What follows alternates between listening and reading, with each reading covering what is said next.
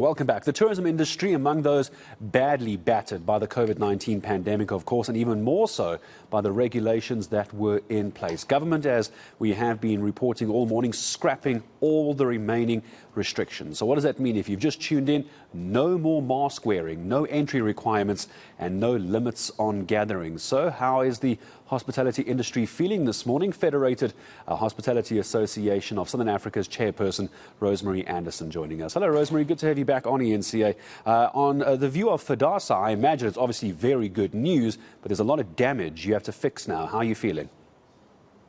Absolutely, Gareth. We are thrilled that the restrictions regarding 50% limit has been lifted.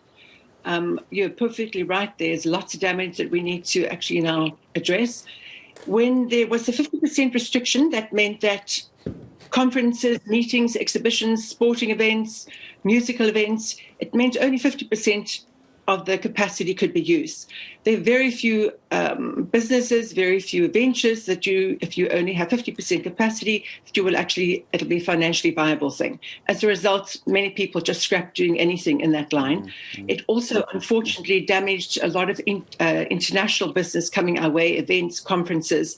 So now that that's gone, we are going to go full out to try to redeem and reclaim what we've lost. I imagine it's the reclaim which is the problem, because while our country, some people would say, had these unreasonable restrictions in place, the rest of the world was carrying on as though it never happened at all. And that means any conferences that were going to come here have found some new friends elsewhere. How do you get them back?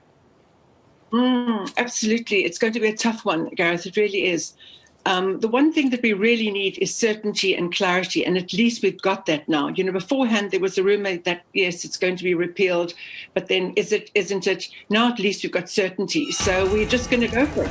South Africa's got a wonderful, amazing offerings, and we're just going to toot what we do best, toot our best, our wonderful South Africa.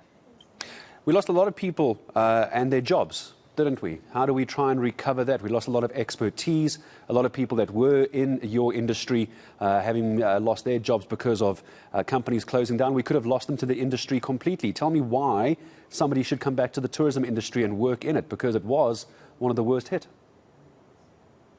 It was, but it is an industry which is so vibrant and exciting, and the vibe between colleagues in the industry is something that I just don't think you get anywhere else.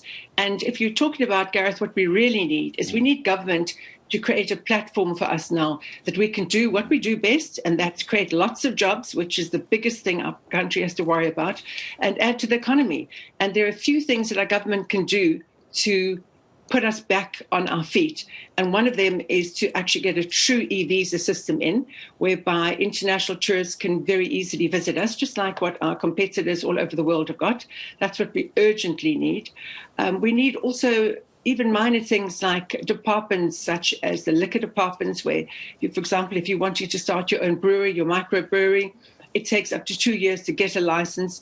Government needs to facilitate that all these departments, which currently, unfortunately, are deterring entrepreneurship, tourism, hospitality, that all of these departments start working correctly. And the other thing also is our basic bulk services, sanitation, water, infrastructure. It's very difficult to try to attract people to our country when there isn't a consistent supply of water or electricity. Government really needs to realize every day they're not doing this, they're actually creating more unemployment. And that, as I mentioned before, is our single biggest problem. And if I can just get one little bit in there, Gareth, Can I tell you, we really, as FEDASA, we believe that hospitality and international tourism could be the catalyst towards tremendous dent in the unemployment problem in South Africa. If our government just did the right things, we could literally create millions of more jobs in tourism. I was about to ask you, knowing how many people had lost their jobs, Rosemary, you led me there very nicely. So let's stay with that theme for now, unemployment as well. Just unpack that for me. Give me a bit more meat on that, because a lot of people lost their jobs. They may not come back to the tourism industry per se. They've moved on. But a lot of people would be looking for opportunities. So let's talk about these millions of jobs that could be created. You took the words out of my mouth. How do we do that?